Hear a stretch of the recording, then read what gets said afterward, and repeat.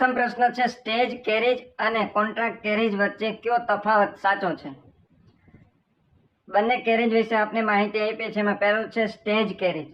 Stage કેરેજનો મતલબ થાય કે મુસાફરોને અલગ અલગ સ્ટોપ પરથી ઉતારી શકાય છે અને ચડાવી શકાય છે, અલગ અલગ સ્ટોપ ઉપરથી.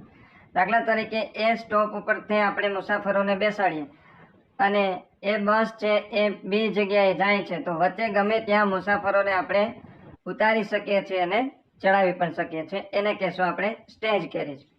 ત્યારે કોન્ટ્રાક્ટ કેરેજની અંદર શું હોય છે તો કે આખી બસને કોન્ટ્રાક્ટ એટલે કે ભાડે રાખવામાં આવે છે, જેને એક સ્થળેથી બીજા સ્થળે મુસાફરોને પહોંચાડવાની હોય છે. એટલે સ્ટેજ કેરેજ અને કોન્ટ્રાક્ટ કેરેજ વચ્ચેનો તફાવત છે, સ્ટેજ કેરેજમાં મુસાફરો અલગ અલગ સ્ટોપ પરથી ચડી શકે છે, ઉતરી શકે છે, જ્યારે કોન્ટ્રાક્ટ કેરેજમાં આખી બસ છે એ બુક થતી હોય છે. એટલે જવાબ છે એ.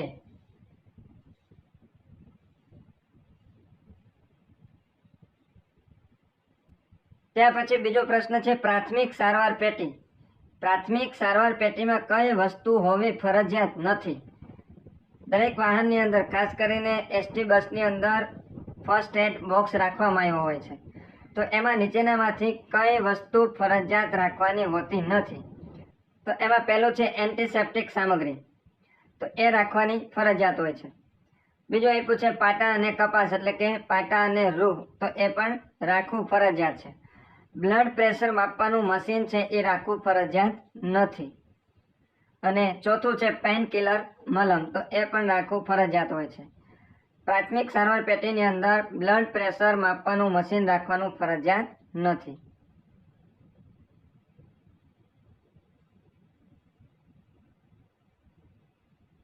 ભારતમાં સૌ પ્રથમ મુદ્રાનું ચલણ કોણે શરૂ કર્યું હોવાનું મનાય છે? મુદ્રા એટલે કે ચલણી સિક્કાઓ. ભારતની અંદર સૌ પ્રથમ ચલણી સિક્કાઓની શરૂઆત કોણે કરી હોવાનું મનાય છે? અમને ખબર છે ભારતની અંદર 16 મહાજન પદો હતા. અને એ થઈ ગયા ઈસવીસન પૂર્વે 6ઠી સદીમાં. ઈસવીસન પૂર્વે 6ઠી સદીની અંદર 16 મહાજન પદો હતા. એ 16 મહાજન પદોમાંથી આ મુદ્રાનું ચલણ છે એ અસ્તિત્વમાં આવ્યું હતું. એટલે જવાબ આવશે જનપદોએ. અને આ જે ચલણી સિક્કાઓ છે એ ચલણી સિક્કાઓને આપણે કહીએ છીએ આહત.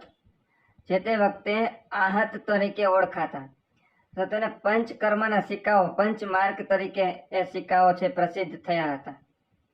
તો ભારતમાં સૌ પ્રથમ મુદ્રાનું ચલણ શરૂ કરનાર હતા જનપદો.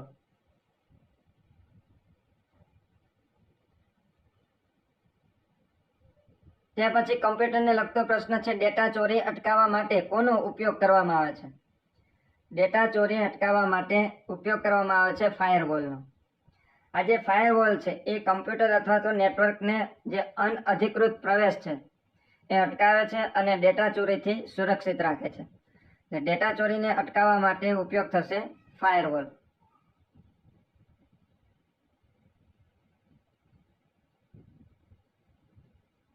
કંડક્ટરે ફરજ દરમિયાન રાજ્ય સરકાર દ્વારા નિયત કરેલ ગણવેશ પહેરવો અને ગણવેશની કઈ બાજુએ બેઝ લગાડવો જરૂરી છે?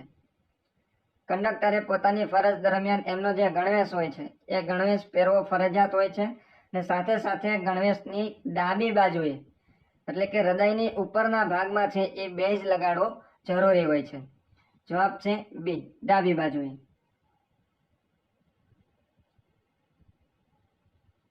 નીચે પૈકી કયા રાજાએ વિક્રમાદિત્ય નામની ઉપાધિ ધારણ કરી હતી? વિક્રમાદિત્ય નામની ઉપાધિ ધારણ કરનાર છે ચંદ્રગુપ્ત બીજા. ચંદ્રગુપ્ત બીજાએ શકોને હરાવીને એમણે વિક્રમાદિત્ય નામની ઉપાધિ એટલે કે વિક્રમાદિત્ય નામ ધારણ કર્યું હતું.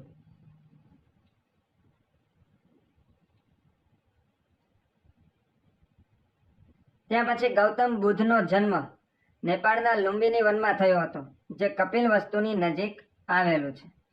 આપણે બે વિધાન આપેલા છે. પહેલું વિધાન છે ગૌતમ બુદ્ધનો જન્મ નેપાળના લુંબિની વનમાં થયો હતો, તો એ વિધાન છે સાચું છે. અને ક્યાં આવેલું છે તો કે કપિલવસ્તુ નજીક આવેલું છે. બીજું છે ગૌતમ બુદ્ધ શાક્ય કુળમાં જન્મ્યા હતા.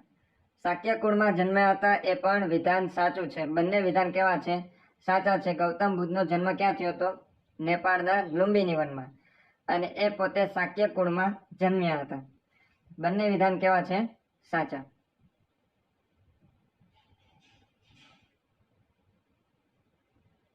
ત્યાર પછી દારૂના નશામાં વ્યક્તિ બસમાં ચડવાનો પ્રયાસ કરે તો કંડક્ટર શું કરી શકે?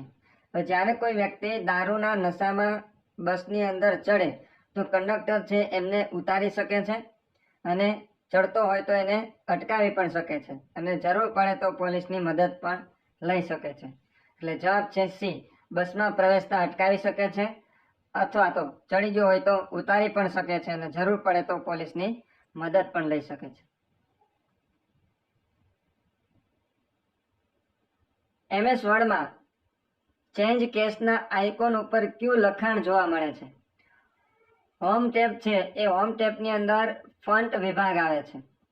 હોમ ટેબની અંદર ફોન્ટ વિભાગ આવે છે અને આ ફોન્ટ વિભાગની અંદર ચેન્જ કેસ નામનું આઇકન હોય છે અને એ આઇકન ઉપર છે એ કેપિટલ A અને સ્મોલ a છે એ લખેલ હોય છે. એટલે જવાબ છે A.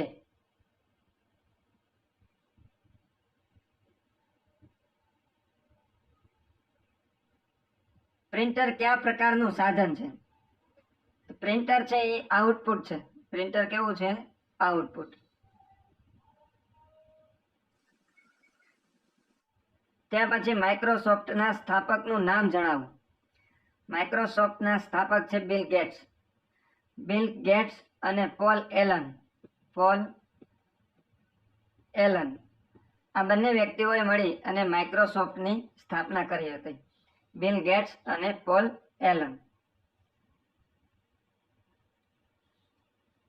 કમ્પ્યુટરની સ્પીડ વધારવા માટે શાનો ઉપયોગ કરવામાં આવે છે? તો કમ્પ્યુટરની સ્પીડ વધારવી હોય તો કેશ મેમરીનો ઉપયોગ થશે. અને કેશ મેમરી છે એ સીપીયુને ઝડપથી માહિતી ઉપલબ્ધ કરાવે છે અને એમની જે કામગીરી છે કામગીરીની ઝડપ પણ વધારે છે. એટલે કમ્પ્યુટરની સ્પીડ વધારવા માટે કેશ મેમરીનો ઉપયોગ થશે.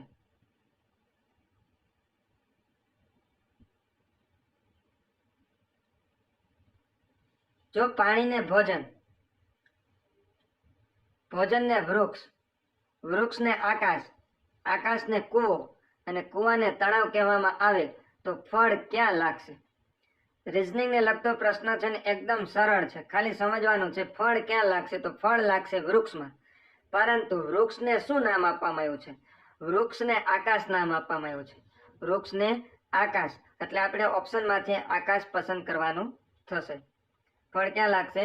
આકાશમાં.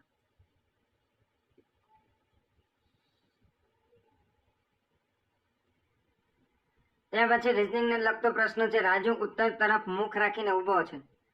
ઉત્તર તરફ મુખ રાખીને ઊભો છે. ઉત્તર, દક્ષિણ, પૂર્વ અને પશ્ચિમ. રાજુ છે એ ઉત્તર તરફ મુખ રાખીને ઊભો છે અને ડાબી તરફ 8 કિલોમીટર ચાલે છે. ડાબી તરફ કેટલા કિલોમીટર ચાલે છે? 8 કિલોમીટર. ફરી ડાબી તરફ 6 કિલોમીટર ચાલે છે. ફરી પાછું ડાબી તરફ વળે છે અને 6 કિલોમીટર ચાલે છે. તો એ પોતે મૂળ સ્થાનેથી કઈ જગ્યાએ હશે ને કેટલો દૂર હશે? હવે આ જે જગ્યા આવી ગઈ એ આવી ગઈ દક્ષિણ પશ્ચિમ. ઓપ્શનમાં આપણે આપેલું છે દક્ષિણ પશ્ચિમ, પરંતુ કેટલા કિલોમીટર એ આપણે શોધવાનું છે. તો અહીંથી અહીંયા સુધી કેટલા કિલોમીટર થશે? તો આ જે પાયથાગોરસનો સિદ્ધાંત લાગુ પડશે. અહીંયા 8નો સ્ક્વેર કરશું. 8નો સ્ક્વેર પ્લસ 6નો સ્ક્વેર. 8નો સ્ક્વેર થશે 64 અને 6નો સ્ક્વેર થશે 36. 64 ને 36 એ થશે 100. 64 ને 36 થશે 100 અને 100નું વર્ગમૂળ કાઢવાનું. 100નું વર્ગમૂળ કાઢશું એટલે આવશે 10. જે આપણે જવાબમાં આપ્યું છે 10 કિલોમીટર દક્ષિણ પશ્ચિમ.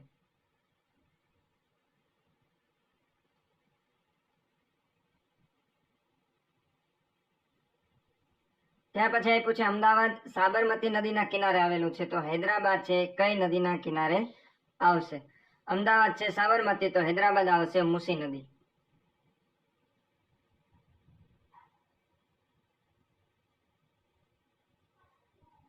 એક ટાંકી ભરતા એ પાઇપ 30 કલાક અને બી પાઇપ 45 કલાક લે છે.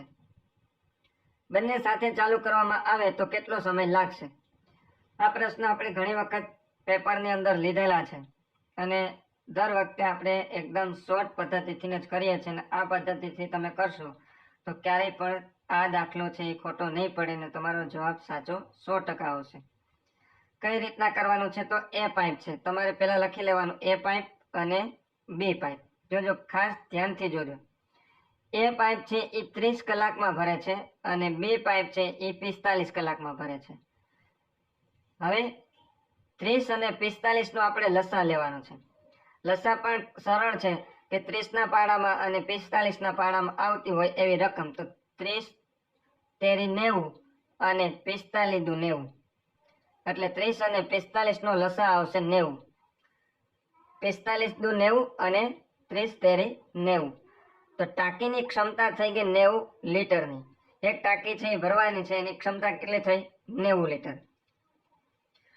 હવે 30 ને કેટલા વડે ગુણ્યા તો 90 આવ્યા. તો 30 ને 3 વડે ગુણ્યા, 30 ને 3 વડે ગુણ્યા તો 90 આવ્યા અને 45 ને આપણે 2 વડે ગુણ્યા તો 90 આવે. તો એ નળ છે એ 1 કલાકમાં 3 લીટર ભરે છે અને બી નળ છે એ 1 કલાકમાં 2 લીટર ભરે છે. બંનેને સાથે ચાલુ કરવામાં આવે તો 1 કલાકની અંદર 5 લીટર ભરે.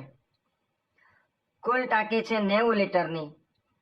બંને છે પાઇપ શરૂ કરવામાં આવે તો 1 કલાકની અંદર 5 લીટર ભરે તો કુલ કેટલી કલાક લાગશે? તો 90 ભાગ્યા 5 કરવાના આપણે. 90 ભાગ્યા 5 કરશું એટલે 18 પંચા 90. 18 પંચા 90. એ પાઇપ અને બે પાઇપ એક સાથે શરૂ કરવામાં આવે તો 18 કલાકની અંદર આ ટાંકી છે એ ભરાઈ જશે.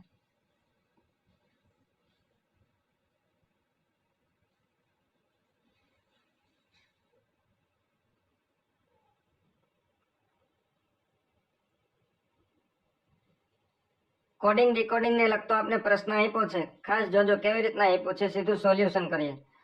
અહીં જે પહેલો શબ્દ આપ્યો છે ઓરિએન્ટલ.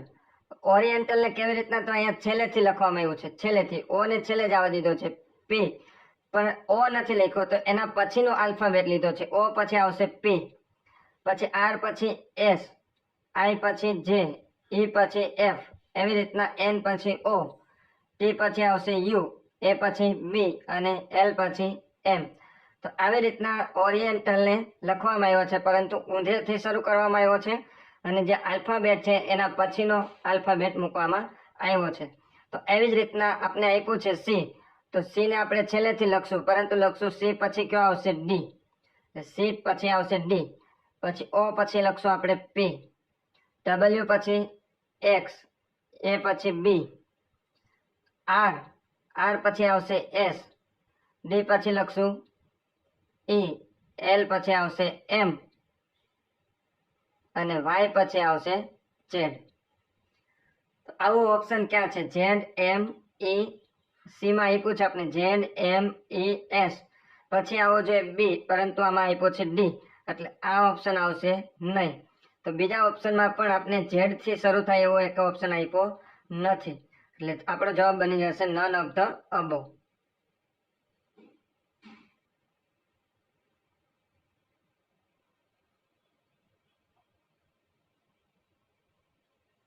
અકસ્માત દરમિયાન કરોડરજ્જુમાં ઈજા થઈ હોય તો શું કરવું જોઈએ? જ્યારે અકસ્માત દરમિયાન કોઈ વ્યક્તિને કરોડરજ્જુમાં ઈજા થઈ હોય તો જ્યાં સુધી મેડિકલ ટીમ ના આવે, ઇમરજન્સી ટીમ ના આવે ત્યાં સુધી એમને ખસેડવો જોઈએ નહીં.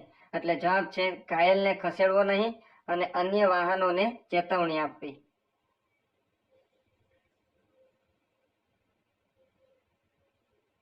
એલસીડી નું પૂરું નામ શું છે? એલસીડી છે એ કમ્પ્યુટરના મોનિટરની અંદર વપરાય છે, ટીવીની અંદર પણ વપરાય છે. એલસીડી નું પૂરું નામ છે લિક્વિડ ક્રિસ્ટલ ડિસ્પ્લે.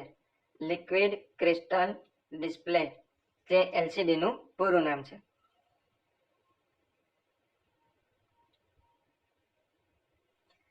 ત્યાર પછી અશોકના અભિલેખમાં તેના કયા પુત્રનો ઉલ્લેખ જોવા મળે છે? અશોકના જુદા જુદા જે અભિલેખો છે એમાંનો એક અભિલેખ છે કૌશાંબીના રાણીનો અભિલેખ. કૌશાંબીનો જે રાણીનો અભિલેખ છે અશોકનો, એ અશોકના અભિલેખની અંદર એમનો જે પુત્ર છે તિવર, એ તીવરનો ઉલ્લેખ જોવા મળે છે. એટલે જવાબ આવશે બી, તીવર.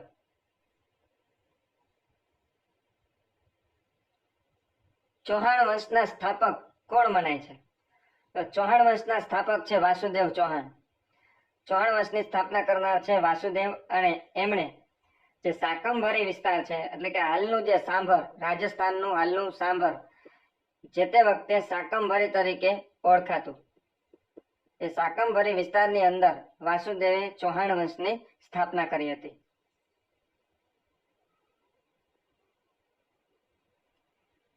ત્યાર પછી GJ3 કયા જિલ્લાનો આરટીઓ કોડ છે? દરેક જિલ્લાના આરટીઓ કોડ છે, ખાસ યાદ રાખી લેજો. આવો પ્રશ્ન એકાદો પરીક્ષાની અંદર હશે જ. તો GJ3 છે એ છે રાજકોટ જિલ્લાનો. GJ3 રાજકોટ જિલ્લાનો છે. જુનાગઢ જિલ્લાનો છે 11. ખેડા અને નડિયાદ, આ ખાસ યાદ રાખજો.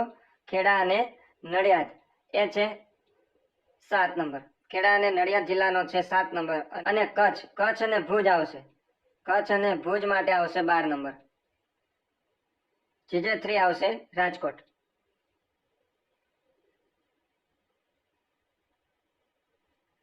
ત્યાર પછી નીચેનામાંથી કયું વિધાન સાચું નથી? એમાં પ્રથમ આપ્યું છે સમ્રાટ અશોક દ્વારા સુદર્શન તળાવમાંથી નહેરો બનાવવામાં આવી હતી. તો એ વિધાન છે એ સાચું છે. સમ્રાટ અશોક દ્વારા સુદર્શન તળાવ જે જુનાગઢ ખાતે આવેલું છે, એ તળાવમાંથી નહેરો બનાવવાનું કામ કરનાર છે સમ્રાટ અશોક. બીજું છે રુદ્રદામાએ પ્રજા પર વધારાનો કર નાખ્યા વગર સુદર્શન તળાવનું પુનઃનિર્માણ કરાવ્યું હતું. તો એ વિધાન પણ સાચું છે કે રુદ્રદામાએ સુદર્શન તળાવનું પુનઃનિર્માણ કરાવ્યું હતું. પુનઃનિર્માણ કરાવનાર છે રુદ્રદામા, અને એમાંથી નહેરો કઢાવનાર છે સમ્રાટ અશોક. ત્યાર પછી સમુદ્રગુપ્તના સુબાએ સુદર્શન તળાવના કિનારે વિષ્ણુ મંદિર બનાવ્યું હતું. સમુદ્રગુપ્તના સુબાએ સુદર્શન તળાવના કિનારે વિષ્ણુ મંદિર બનાવ્યું ન હતું. ખાસ યાદ રાખજો, આ વિધાન છે એ ખોટું છે. સ્કંદગુપ્તના સમયમાં સ્કંદગુપ્તના જે સુબા છે પર્ણદત્ત, અને એમના પુત્ર ચક્રપાલી, કોનો સુબો? તો કે સ્કંદગુપ્ત. સ્કંદગુપ્તના સુબાએ છે એમણે વિષ્ણુ મંદિર બનાવડાવ્યું હતું. ત્રીજું વિધાન છે એ ખોટું છે. ચોથું આપ્યું છે મૌર્ય વંશ, શક વંશ અને ગુપ્ત વંશ દરમિયાન ગુજરાતની રાજધાની ગિરિનગર હતી. તો એ વિધાન પણ સાચું છે કે મૌર્ય વંશ, શક વંશ અને ગુપ્ત વંશ દરમિયાન ગુજરાતની જે રાજધાની છે એ ગિરિનગર હતી, જે હાલનું જુનાગઢ છે.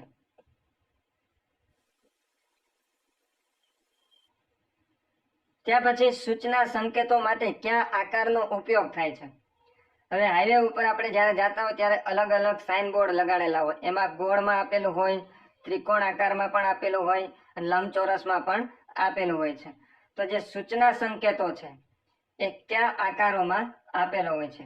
સૂચના સંકેતો આપેલા હોય છે લંબચોરસમાં. લંબચોરસની અંદર સૂચના આકારો આપેલા હોય છે કે આગળ બસ છે, કે આગળ રેલવે ફાટક છે, કે આગળ હોસ્પિટલ છે. એવી સૂચના હોય તો એ લંબચોરસની અંદર આપેલા હોય છે. ત્રિકોણની અંદર ચેતવણી આપતા હોય છે. ત્રિકોણની અંદર શું આપેલા હોય છે? ચેતવણી.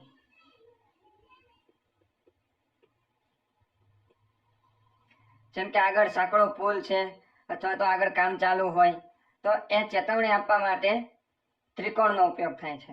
અને જ્યારે ગોળ છે એ નિયમો દર્શાવવા માટે હોય છે. ગોળ છે એ કેના માટે હોય છે? નિયમો દર્શાવવા માટે.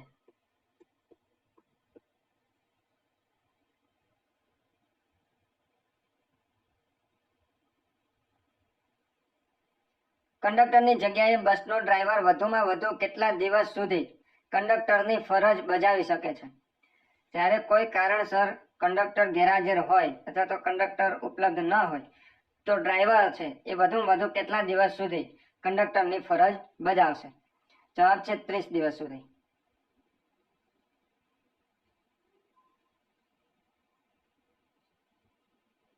નીચે આપેલ શબ્દના અર્થ પૈકી અયોગ્ય વિકલ્પ પસંદ કરો. આપણે અલગ અલગ શબ્દો આપ્યા છે ને એની સામે એનો અર્થ આપ્યો છે. એમાં આપણે અયોગ્ય વિકલ્પ પસંદ કરવાનો છે. પહેલું છે અમોઘ. અમોઘ એટલે મૂલ્યવાન, તો એ સાચું છે. અમોઘ એટલે મૂલ્યવાન. પછી આપ્યું છે નિશિચર એટલે ભગવાન. નિશિચર એટલે ભગવાન નહીં થાય, એ ખોટું છે. નિશિચર એટલે રાત્રે ફરનારું, જેને આપણે કહેશું રાક્ષસ, બરાબર, પણ એનો સાચો અર્થ થશે રાત્રે ફરનારું. નિશિચર ભગવાન થશે નહીં, એટલે બીજો ઓપ્શન છે એ ખોટું છે. ત્રીજો આપ્યું છે વેવિશાળ એટલે સગાઈ, તો એ પણ સાચું છે. ઉર એટલે હૃદય, તો એ પણ સાચું છે. આપણા પ્રશ્નનો જવાબ થશે બી, નિશિચર એટલે ભગવાન નહીં આવે, પરંતુ આવશે રાત્રે ફરનારું.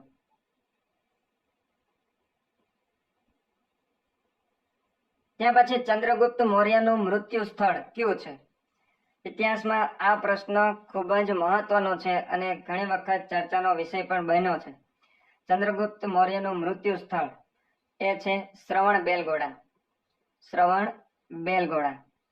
આ પ્રશ્ન એટલા માટે મહત્વનો છે કે ચંદ્રગુપ્ત મૌર્યએ એક ખાસ પદ્ધતિથી પોતાનું જીવન છે ટૂંકાવ્યું હતું, જેને કહેવામાં આવે છે સલેખના.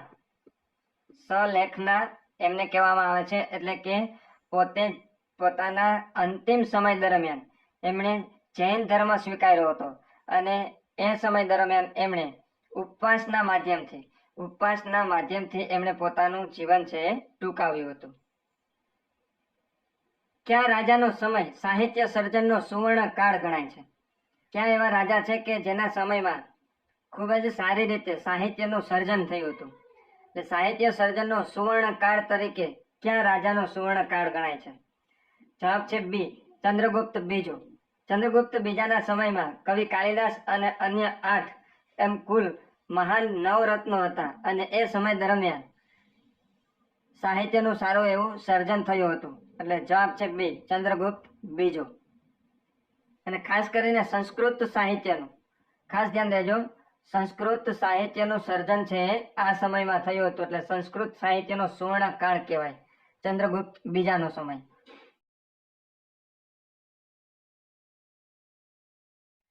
સ્વાસ્થ્ય કર્મીઓ દ્વારા દરેક દર્દીનું સ્થિતિનું મૂલ્યાંકન કરીને સૌ પ્રથમ કોને સારવાર આપવી તે નક્કી કરવાની પ્રક્રિયાને શું કહે છે?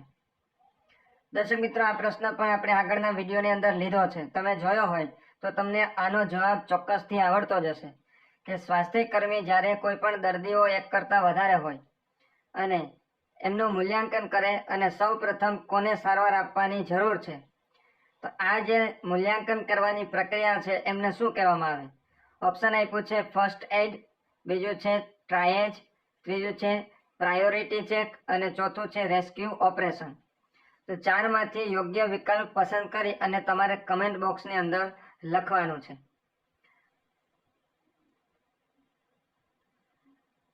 ત્યાર પછી શક સંવતની શરૂઆત ક્યારથી થાય છે?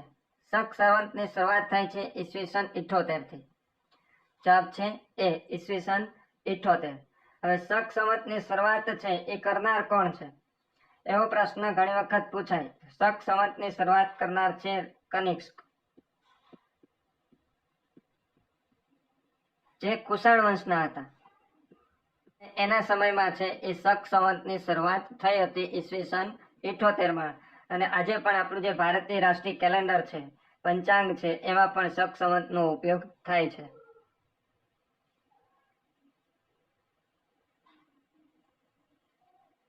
સોમનાથ મંદિર પર ક્યારે આક્રમણ થયું હતું? સોમનાથ મંદિર પરનું આક્રમણ છે એ ખૂબ જ પ્રખ્યાત છે. મહમૂદ ગઝનવીએ ઈસવીસન 1025-26 દરમિયાન ગુજરાતનું જે પ્રસિદ્ધ સોમનાથ મંદિર છે એ સોમનાથ મંદિર ઉપર એમણે આક્રમણ કરી અને લૂંટ ચલાવી હતી. તો સોમનાથ મંદિર ઉપર આક્રમણ થયું હતું ઈસવીસન 1025માં. આ પ્રશ્ન એટલા માટે મહત્વનો છે કે આમના જે સમયગાળો છે એ સમયગાળો કેટલો થયો? 1025 અને 2025 હમણાં જ ગયું. તો 1025-2025 નો સમયગાળો એટલે કુલ થશે 1000 વર્ષ. 1000 વર્ષ છે એના કમ્પ્લીટ થયા છે 2025માં.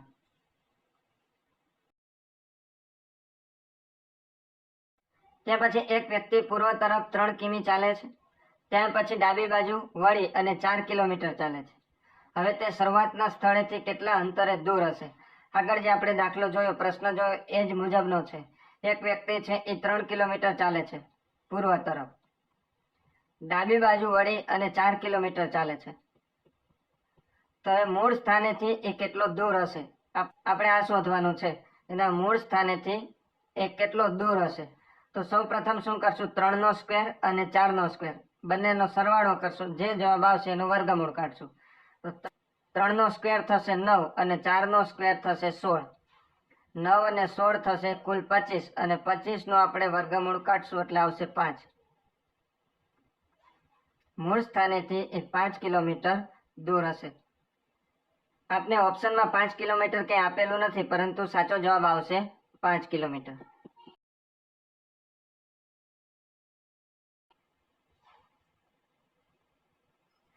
ત્યાર પછી જો તમે દક્ષિણ તરફ મોં રાખીને ઊભા હો અને 90 ડિગ્રી જમણી તરફ ફરો તો તમારું મુખ કઈ દિશામાં હશે? તમે દક્ષિણ તરફ મુખ રાખીને ઊભા છો. દક્ષિણ તરફ મુખ રાખીને ઊભા છો. હવે દક્ષિણ તરફ તમે મુખ રાખીને ઊભા હો તો તમારી જમણી બાજુ આ થશે અને ડાબી બાજુ આ બાજુ આવશે. જો ઉત્તર તરફ મુખ રાખીને ઊભા હો તો તમારી ડાબી બાજુ આ બાજુ થઈ જશે અને અહીંયા થઈ જશે જમણી. પરંતુ તમે કઈ બાજુ મુખ રાખીને ઊભા છો? તો કે દક્ષિણ બાજુ. દક્ષિણ બાજુ મુખ રાખીને તમે ઊભા છો અને તમે 90 ડિગ્રી વળો છો. 90 ડિગ્રી તમે વળો છો. તો હવે તમારું મુખ છે એ કઈ દિશામાં હશે? તો ઉત્તર, દક્ષિણ, પૂર્વ અને પશ્ચિમ. તમારું મુખ હવે હશે પશ્ચિમ દિશાની અંદર.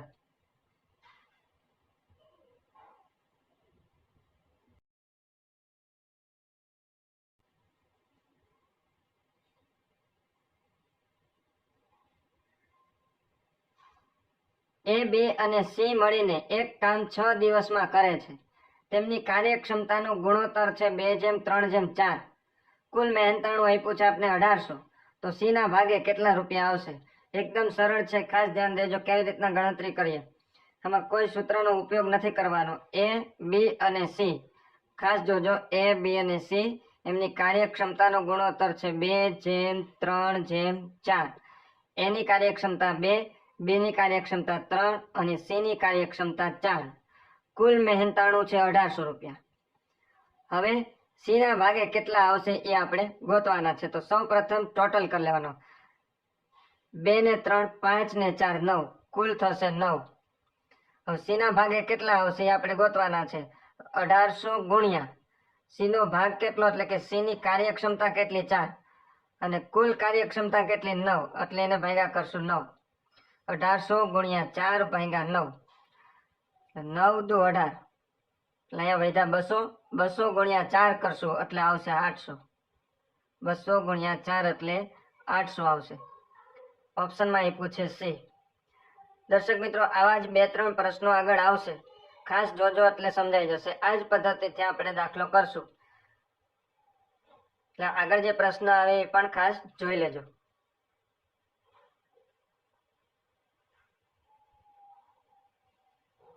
પાછો જ પ્રશ્ન આવ્યો છે. A અને B ની કાર્યક્ષમતાનું ગુણોત્તર છે 3:5. જોઈ લે, A અને B એમની કાર્યક્ષમતાનું ગુણોત્તર છે 3:5. આ બેનો કુલ ટોટલ થશે 8. કુલ મહેનતાણું આપ્યું છે 3200 રૂપિયા. B ના ભાગે કેટલા આવશે? B ના ભાગે આપણે કેટલા આવશે એ આપણે શોધવાના છે. કુલ મહેનતાણું 3200. B નો કાર્યક્ષમતા છે 5 એટલે ગુણ્યા 5 કરીએ અને એને ભાગ્યા 8 કરવાના. 3200 ગુણ્યા 5 ભાગ્યા 8. છેદ ઉડાડી દે. 8 ચોખ્ખું 32. 8 ચોખ્ખું 32 વધ્યા 400. 400 ગુણ્યા 5. 400 ગુણ્યા 5 કરશો એટલે 4 5 20. 2000 રૂપિયા આવશે. B ના ભાગે કેટલા આવશે? 2000.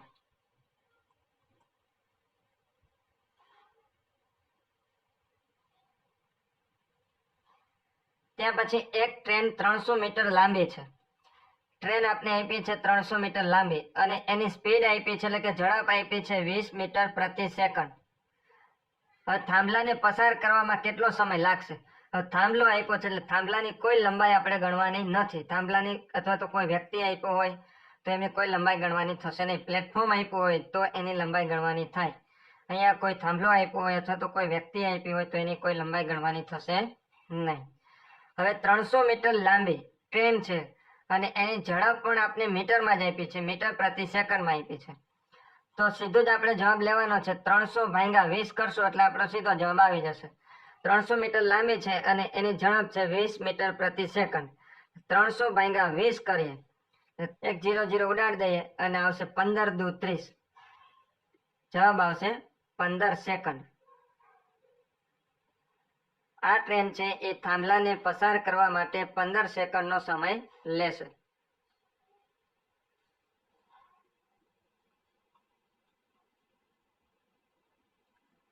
નીચેનામાંથી ભારતના કયા રાજ્યો આંતરરાષ્ટ્રીય સરહદની સાથે દરિયાઈ સરહદ પણ સ્પર્શ કરે છે?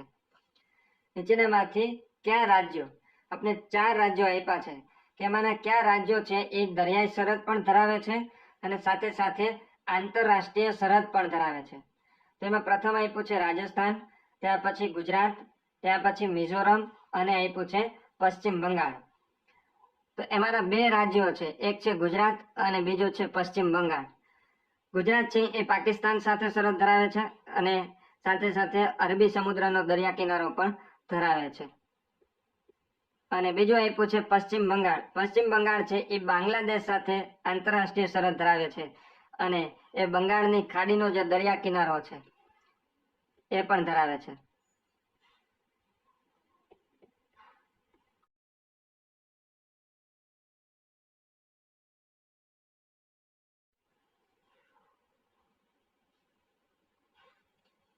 અટીરા ટેક્સટાઇલ રિસર્ચ ઇન્સ્ટિટ્યૂટ ક્યાં આવેલું છે?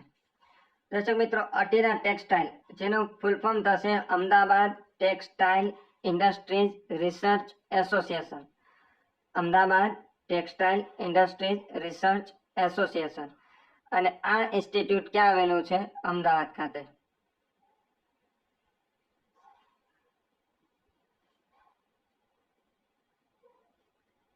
જેસોરની ટેકરીઓ કયા સ્થળોની વચ્ચે આવેલી છે? હજી જેસોરની ટેકરીઓ છે એ અરવલ્લી પર્વતમાળાનો એક ભાગ છે. જેસોરની જે ટેકરીઓ છે એ અરવલ્લી પર્વતમાળા છે એનો એક ભાગ છે અને આ જેસોરની ટેકરી છે એ આવેલી છે બનાસકાંઠા જિલ્લામાં.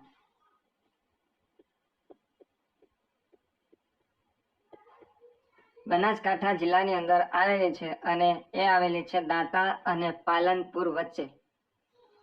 દાંતા અને પાલનપુર વચ્ચે જેસોરની ટેકરી આવેલી છે. કયા જિલ્લામાં? બનાસકાંઠા જિલ્લાની અંદર. મહાનદીનો અંત ક્યાં થાય છે? એટલે કે મહાનદી છે એ નીચેનામાંથી શેમાં ભળે છે? મહાનદી છે એ બંગાળની ખાડીને મળે છે. બંગાળની ખાડીને. અને મહાનદી છે એ ઓડિશામાં આવેલી છે. ઓડિશામાં.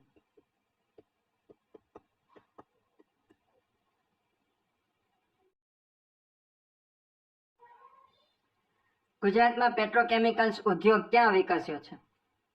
ગુજરાતની અંદર પેટ્રોકેમિકલ્સ ઉદ્યોગ એ વિકસ્યો છે કોયલી ખાતે. જવાબ છે સી, કોયલી. પેટ્રોકેમિકલ્સ ઉદ્યોગનો વિકાસ થયો છે કોયલી ખાતે. મગફળીનું ઉત્પાદન ભારતમાં સૌથી વધુ ક્યાં થાય છે? ગુજરાતની અંદર સૌથી વધુ મગફળીનું ઉત્પાદન થાય છે અને એ થાય છે જુનાગઢ જિલ્લાની અંદર. એટલે અહીંયા સાચો જવાબ આવશે ગુજરાત.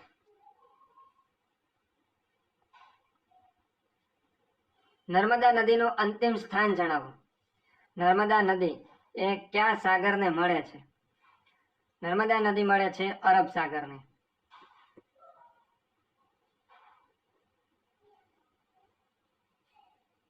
ત્યાર પછી 4 પુખ્ત અને 7 વર્ષના 2 બાળકો.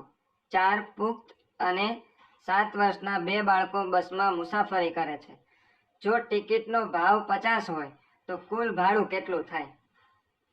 4 પુખ્ત છે એટલે એમની આખી ટિકિટ ગણાશે એટલે 4 ગુણ્યા 50 કરશો એટલે આવશે 200 રૂપિયા. અને 2 બાળકો છે, 2 બાળકો છે એમની ટિકિટ અડધી ગણાશે, 25 રૂપિયા ગણાશે એટલે એના કુલ થશે 50 રૂપિયા. કુલ ટિકિટ થશે 250 રૂપિયા.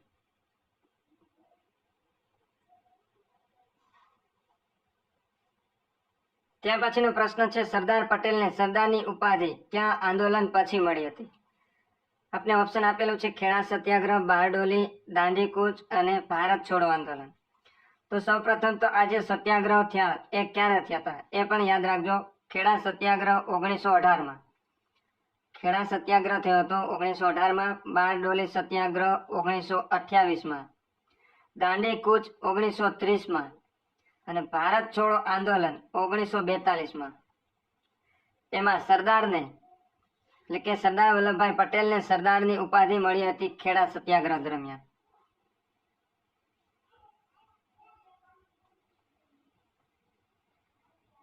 ત્યાર પછી લોથલની શોધ કોના દ્વારા કરવામાં આવી હતી? લોથલની શોધ કરવામાં આવી હતી એસ.આર. રાવ દ્વારા. જવાબ છે સી, એસ.આર. રાવ, કે જેમણે લોથલની શોધ કરી હતી. કમ્પ્યુટર અને ઇન્ટરનેટમાં URL નું પૂરું નામ શું છે? URL નું પૂરું નામ છે યુનિફોર્મ રિસોર્સ લોકેટર. જવાબ છે એ, યુનિફોર્મ રિસોર્સ લોકેટર.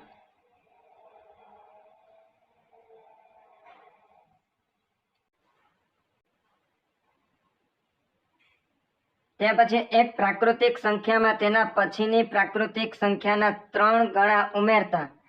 ખાસ પ્રશ્ન સમજો, એક પ્રાકૃતિક સંખ્યા છે, હવે એના પછીની એક પ્રાકૃતિક સંખ્યાના 3 ગણા ઉમેરતા 27 થાય છે, તો તે સંખ્યા કઈ હશે? સૌપ્રથમ આપણે ઓપ્શનમાંથી જ પસંદ કરીએ કે માની લઈએ કે 5 છે, તો 5 પછી આવશે 6. 5 પછી 6 એટલે 5 પ્રાકૃતિક સંખ્યા, એના પછીની 6, એના 3 ગણા આપણે ઉમેરવાના છે. એટલે 5માં આપણે 6 તેરી 18, 18 ઉમેરશું તો કેટલા થવા જોઈએ? 27 થવા જોઈએ. પરંતુ આ થશે કેટલા? 23. એટલે એ ઓપ્શન નહીં આવે. ત્યાર પછી આપણે લઈએ 6. 6 પછી આવશે 7. 7ના આપણે 3 ગણા ઉમેરવાના. 6 + 7 તેરી 21. 6 + 21 કરશું એટલે આવશે 27. જે આપણે કીધું છે કે એક પ્રાકૃતિક સંખ્યામાં તેના પછીની પ્રાકૃતિક સંખ્યાના 3 ગણા ઉમેરતા 27 થાય છે. તો અહીંયા 27 થઈ જાય છે. તો એ સંખ્યા કઈ છે? એ સંખ્યા છે 6.